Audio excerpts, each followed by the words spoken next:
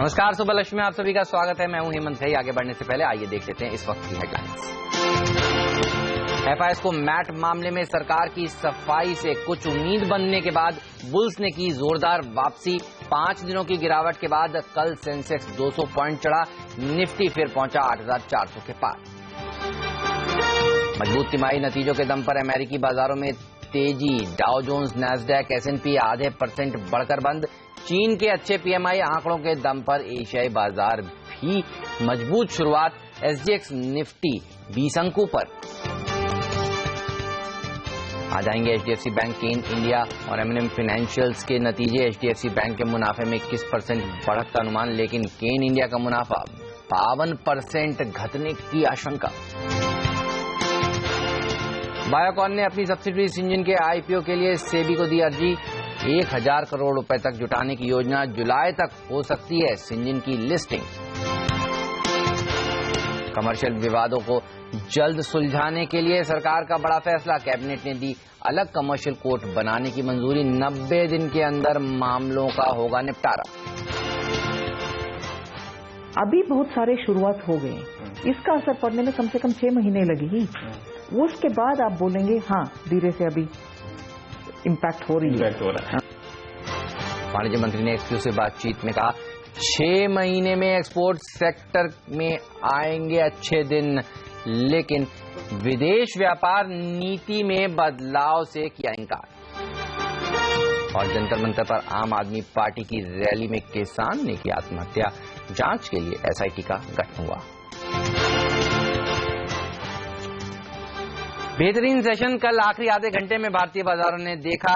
हमने देखा 1 बजे जब जयंत सिन्हा जी ने CNBC आवाज से एक्सक्लूसिव बातचीत करी और उसके बाद उन्होंने कहा कि वो हेल्पलेस हैं, FIS को कोर्ट जाना पड़ेगा। आप देखिए 1 बजे के आसपास तेज गिरावट भारतीय बाजारों में देखने को मिली। 1:30 बजे जब मॉनसून को लेकर IMD ने फोरकास्ट किया, तब हमने देखा वो गिरावट और गहराई। और उसके बाद 2 बजे के आसपास जैसे ही रेवेन्यू सेक्रेटरी ने एक रिलीफ स्टेटमेंट दिया, उसके बाद हमने देखा कि एक शानदार रिकवरी या फिर कहिए शॉर्ट कवरिंग देखने को मिली। शॉर्ट कवरिंग इसलिए क्योंकि FIS ने कल दरअसल भारतीय बाजारों में खरीदारी नहीं करी है, बिकवाली करी है, यानी शॉर्ट्स कवर हुए हैं और इसीलिए एक तेजी देखने को मिली है। कल FIS ने करीब 910 करोड़ रुपए की बिकवाली करी है। बड़ा सवाल यही है कि आज ये जो बाउंस है या फिर इसको डेड कैट बाउंस कहिए, ये बरकरार रहेगा या फिर बाजार वापस से कमजोर हो जाएंगे। कल 82-84 का निचला स्तर निफ्टी में देखने को मिला। लेकिन चलिए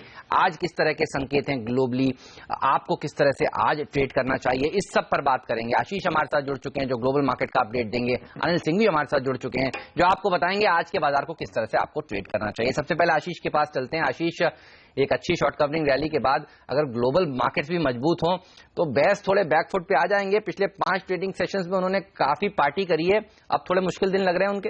उस लिहाज से अमेरिका तो हमें सपोर्ट कर रहा है। कल हमने देखा आधे % के आसपास का उछाल था अमेरिका में, ऑलमोस्ट दिन के हाईज पे जाके वो मार्केट्स क्लोज हुए। आपकी स्क्रीन पर आएंगे। इंटरेस्टिंग है, डाउ ध्यान रखें 18,000 के ऊपर के लेवल्स पर बरकरार है। नैस्डैक जो अपना ऑल टाइम क्लोजिंग हाई है उसके बेहद करीब, महज 15 पॉइंट दूर आपको नजर आएगा। और S&P 500 अपने इंट्राडे हाईज जो हैं, रिकॉर्ड हाईज, उसके बेहद करीब कामकाज कर रहा है। तो अपने लाइफ हाईज के आसपास अमेरिकन मार्केट इस समय कामकाज कर रहे हैं। कल जो मजबूती आई थी आधे % के आसपास का मूव था, 2 स्पेसिफिक रीजंस थे। पहले तो वहां पे जो हाउसिंग डेटा आया है वो उम्मीद से कुछ बेहतर था और नतीजों का सिलसिला चल रहा है। कल फ्लैट टू कहना चाहिए बेहतर ही अर्निंग्स वहां पे देखने को मिली हैं। सबसे पहले अर्निंग्स की बात, कई सारे ब्लू चिप्स थे, कोका कोला, मैकडॉनल्ड्स, बोइंग, इनके नंबर्स अनाउंस हुए। इनके नंबर्स या इनसे रिलेटेड अनाउंसमेंट्स के चलते बाजार खुश हुआ और यहां से सपोर्ट मिला मार्केट्स को। और दूसरा इंपॉर्टेंट बात जो मैंने कहा था, हाउसिंग मार्केट में एक स्ट्रेंथ दिखने को मिल रही है।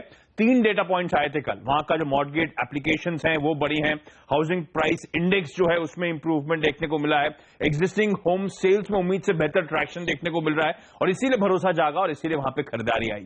यूरोप की तरफ मूव करिए और वहां पे कल हमने देखा मिक्स्ड कामकाज था।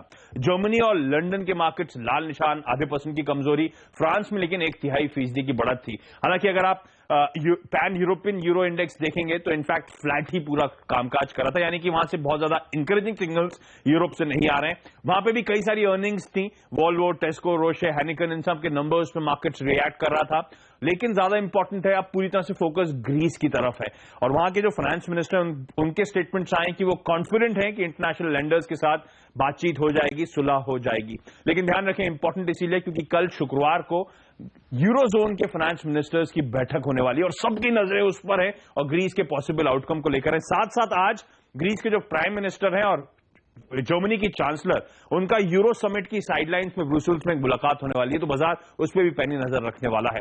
एशिया की तरफ मूव करें क्योंकि पॉजिटिव क्यूज आए थे यूएस से, उसका भरपूर फायदा मिलता हुआ, लेकिन शंघाई के मार्केट्स फोकस में रहने वाले हैं, एकदम फ्लैट कामकाज कर रहे हैं क्योंकि वहां पर एचएसबीसी फ्लैश पीएमआई आज अनाउंस होने वाला है। वहां सब की न्यूज डेटा पॉइंट को अवेट कर रहे हैं। अदरवाइज एशिया मजबूती के साथ कामकाज करता हुआ और एसजीएक्स निफ्टी दर्शा रहा है कि आज के ट्रेडिंग सेशन में भारतीय बाजार की शुरुआत एटलीस्ट ऑलमोस्ट आधे %, अब से कुछ देर पहले मैं देख रहा था 1/3% की बढ़त थी, आधे % के आसपास के पॉजिटिव मूव। आशीष, कई दिनों बाद देखा है 40 अंक की बढ़त एसजीएक्स निफ्टी ने दिखाई हो, इतनी गिरावट देखने को मिली है, तो एक अच्छी शुरुआत तो जरूर आज हो सकती है, ये तो संकेत मिल रहे हैं। शुक्रिया आपका। लेकिन अनिल सिंह भी हमारे साथ जुड़ चुके हैं। अनिल, ये बताइए कि जिन्होंने कल शॉर्ट्स कवर नहीं किए उनको आज बाजार मौका देगा या गैप अप ओपनिंग दिखाएगा? और आपको क्या लगता है ये जो रैली कल स्टार्ट हुई है सेकंड हाफ में, आखिरी आधे घंटे में शॉर्ट कवरिंग की, ये कितनी चल सकती है ऊपर की तरफ? 8,500 से लेकर 8,550 ये रेंज हो सकती है, जहां तक ये रैली एक शॉर्ट कवरिंग के तौर पर बाजार को ऊपर ले जा सकती है। लेकिन अल्टीमेटली बाजार ने एक बॉटम बना दिया है 8,280 पर फिर से, जो कि पुराने बॉटम को टेस्ट करके हमने रिकवरी दी है, वो इंटैक्ट रहेगा या नहीं, ये एक बात पर डिपेंड करेगा और वो है एफआईएस के टैक्सेशन का। अगर ये क्लैरिटी साफ तौर पर आ जाती है कि एफआईएस को मैट नहीं लगेगा, या फिर इतनी भी क्लैरिटी साफ तौर पर आ जाती है कि जो डबल टैक्सेशन अवॉइडेंस ट्रीटी वाले देश हैं जहां से एफआईएस का पैसा अगर आता है उन पर ना लगे तब। लेकिन वो तो क्लैरिटी कल आ गई, उसी क्लैरिटी के बाद ही हमने एक रिकवरी देखी, क्योंकि रेवेन्यू सेक्रेटरी ने कहा डीटीएए नेशंस के साथ जो भी करार है मॉरिशस, सिंगापुर और दूसरे देशों के साथ, वहां पर कोई चिंता की बात नहीं है। लेकिन दिक्कत की बात वहां नहीं है हेमंत, दिक्कत की बात यह है कि उसके बावजूद उन एफआईएस को टैक्स नोटिस भेजे जा रहे हैं, और जब आपको एक टैक्स नोटिस आता है तो उसके बाद आपको उसका रिप्लाई करना पड़ता है और उस केस को फाइट करना पड़ता है। एफआईएस वो नहीं चाहते हैं कि इंडियन इनकम टैक्स अथॉरिटीज के साथ आप इस तरह की फाइट करें।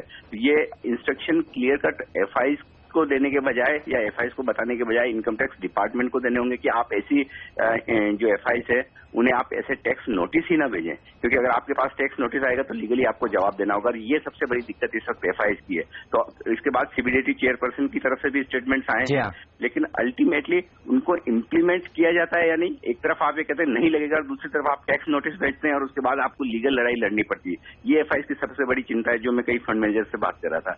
तो ऐसे में जब तक इस मामले को लेकर पूरी तरह से क्लैरिटी नहीं होती और अगर सरकार ये नहीं कहती कि ये टैक्स नोटिस फिर से लिए जाएंगे और इस पर उनको जवाब देने की जरूरत नहीं, या फिर नल एंड वॉइड माना जाए, तब तक बाजार का मूव पूरी तरह से सुधरेगा इसकी संभावना कम है। हाँ, ये जरूर है कि एफआईएस के बिकवाली के जो प्रेशर है वो थोड़े से कम होते हुए दिखें, खासतौर से वायदा कारोबार में, वो एक रिलीफ के संकेत है।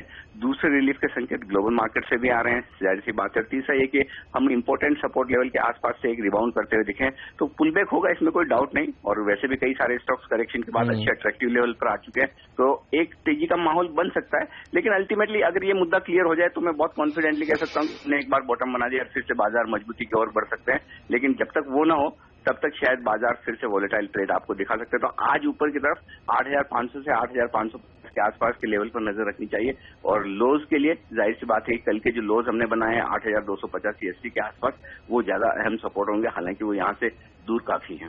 बिल्कुल, शुक्रिया आपका। 8,500 के आसपास निफ्टी आज जा सकता है और देखिए एसजीएक्स निफ्टी तो अभी चला ही गया है, लग रहा है कि एक तेजी आज देखने को मिल सकती है। तो ऐसे में आपको क्या करना चाहिए, चलिए इस पर बात करते हैं। बोनांजा पोर्टफोलियो के पुनीत किनरा हमारे साथ जुड़ चुके हैं। पुनीत, पिछले 5-6 ट्रेडिंग सेशन में एक ही रणनीति काम करके दिखी है, वो है सेल ऑन रैलीज की। आज भी वही रणनीति काम करेगी या फिर अब ध्यान को तेजी की तरफ करना सही होगा? आप कैसे ट्रेड कर रहे हैं भारतीय बाजारों को आज? हेमंत जी, 5 दिन सेलिंग प्रेशर दिखाने के बाद कल निफ्टी ने 8270 का बॉटम टेस्ट किया है, 200 डे डीएमए को टेस्ट किया है, उसके बाद 8400 के ऊपर क्लोजिंग दी है। निफ्टी ने डेली चार्ट पर हैमर कैंडलस्टिक पैटर्न बनाया है और डेली चार्ट पर कुछ पॉजिटिव डाइवर्जेंस भी है। तो मुझे लगता है कि कहीं न कहीं एक माइनर बॉटम बन चुका है और अगले कुछ दिनों में 8600 तक के लेवल देखने को मिलेंगे। जहां तक आज की ट्रेडिंग स्ट्रेटजी की बात है तो निफ्टी सपोर्ट की को बाय करने की राय दूंगा। निफ्टी सपोर्ट को 8430 के सपोर्ट लेवल पर बाय कर सकते हैं। टारगेट आपका पहला 8500, दूसरा 8520 बनेगा। नीचे स्टॉप लॉस 8350 का लगा के रखें। नहीं तो ये बताइए कौन से वो स्टॉक्स होंगे जो इस तेजी में ज्यादा उछलेंगे, जहां पर आपको लगता है लॉन्ग पोजीशंस बनानी चाहिए आज ट्रेडर्स को? मार्केट में अगर तेजी देख रहे हैं तो कोई लार्ज कैप जरूर है जिसके अंदर स्ट्रेंथ आएगी जो मार्केट को ऊपर खींचेंगे। तो L&T ने कल काफी अच्छी स्ट्रेंथ दिखाई थी। L&T को करंट मार्केट प्राइस पर ही बाय करने की राय दूंगा। आपका ऊपर की तरफ टारगेट 1800 बनेगा। नीचे स्टॉप लॉस 1710 का लगा के रखें। और ऑयल मार्केटिंग कंपनी में भी कल अच्छी स्ट्रेंथ देखने को मिली थी। हिंद पेट्रो को करंट मार्केट प्राइस पे बाय करने की राय दूंगा। आपका ऊपर की तरफ में टारगेट 675 बनेगा। नीचे स्टॉप लॉस 830 का लगा के रखें। ओके, HPCL और L&T यहां पर तेजी करिए, आपको फायदा होगा। ये राय पुनीत की तरफ से निकल कर आती हुई। शुक्रिया पुनीत इस रणनीति को आज सुझाने के लिए। वक्त है फिलहाल एक छोटे से ब्रेक का। ब्रेक के बाद आगे आज आने वाले नतीजों पर होगी नजर। जी हां, हम बताएंगे आपको वो कौन से शेयर हैं जो खबरों पर आपके रडार पर आज होने चाहिए। ये सब बताएंगी पूजा और सोनम ब्रेक के उस पार।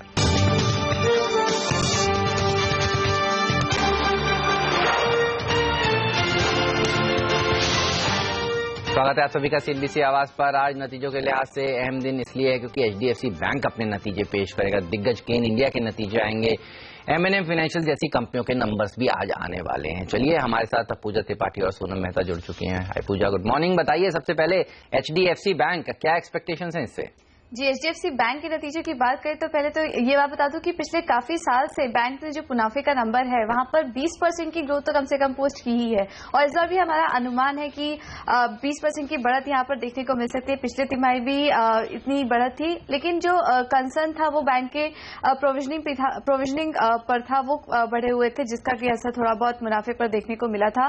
इस बार भी हमारा प्रोविजन के आंकड़े इस बार कैसे निकल कर आते हैं इस पर हमारी नजर रहेगी। और इसके अलावा बैलेंस शीट ग्रोथ किस तरह की होती है, क्योंकि बैंक काफी ज्यादा कॉन्शियस है अपने ग्रोथ को लेकर। तो फाइनेंशियल ईयर एंड में किस तरह की बढ़त यहां पर देखने को मिलती है इस पर भी नजर रहेगी। एसेट क्वालिटी स्टेबल ही रहेंगे। तमाम प्राइवेट बैंकों के नंबर जिस तरह से देखने को मिल रहे हैं इस वक्त, वैसे ही नंबर कुछ HDFC बैंक के भी नतीजों में देखने को मिल सकता है।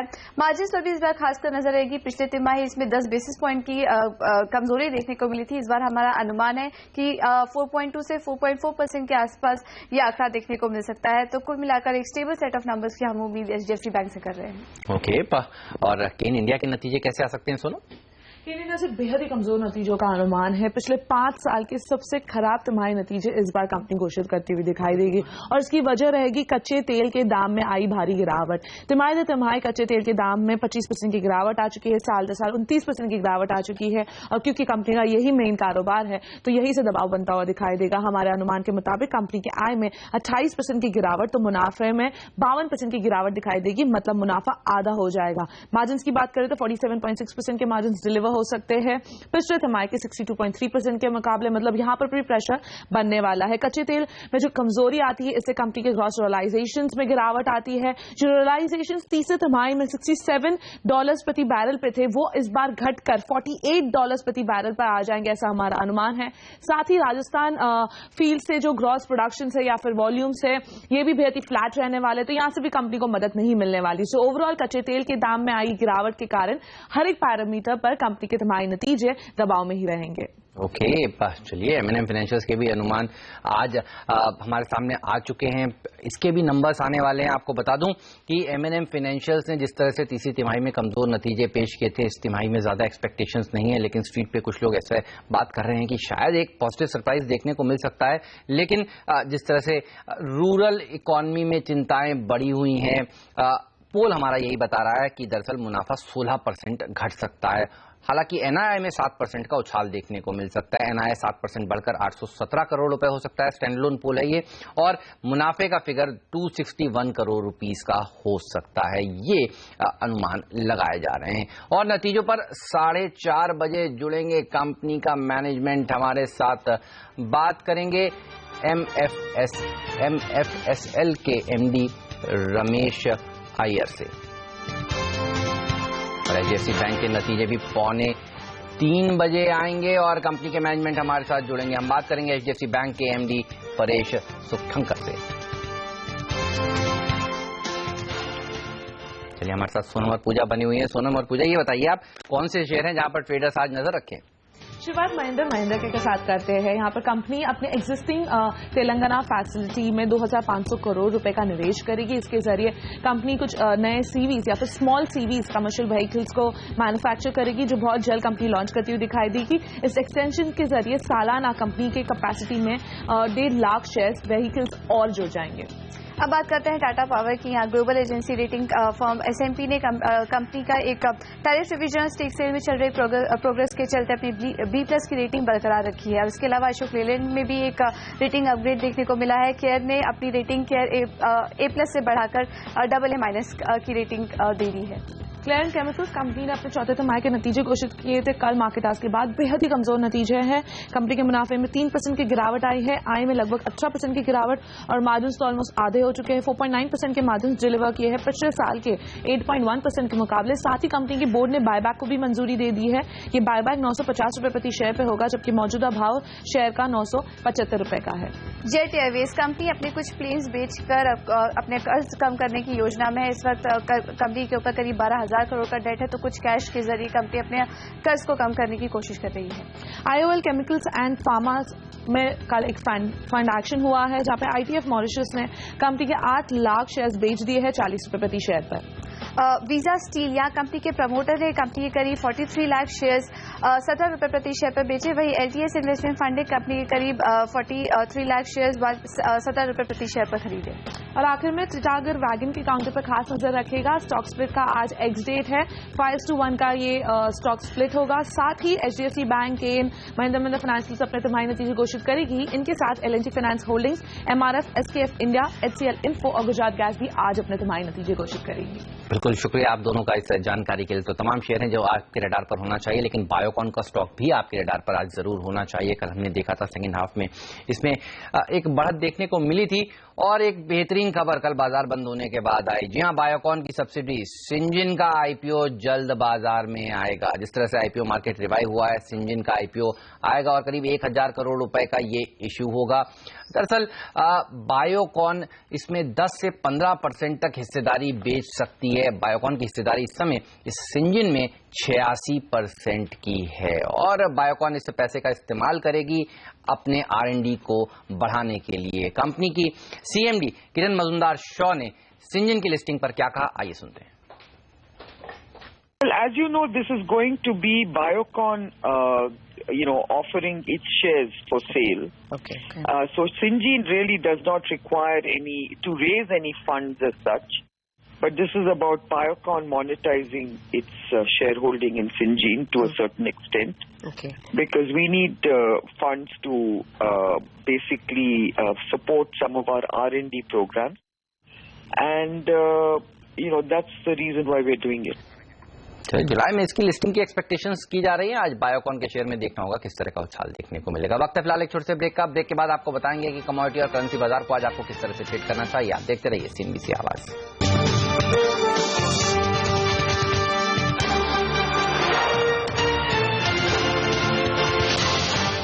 स्वागत है आप सभी का CNBC आवाज पर। अब बात करते हैं कमोडिटी मार्केट और करेंसी बाजार की। जी हां, कल डॉलर के मुकाबले रुपया 3 पैसे मजबूत होकर 62.82 पर जाकर बंद हुआ। वहीं कच्चे तेल पर नजर डालें तो आप देखिए ना, पर $57 और ब्रेंट पर $63 पर इस समय कारोबार हो रहा है।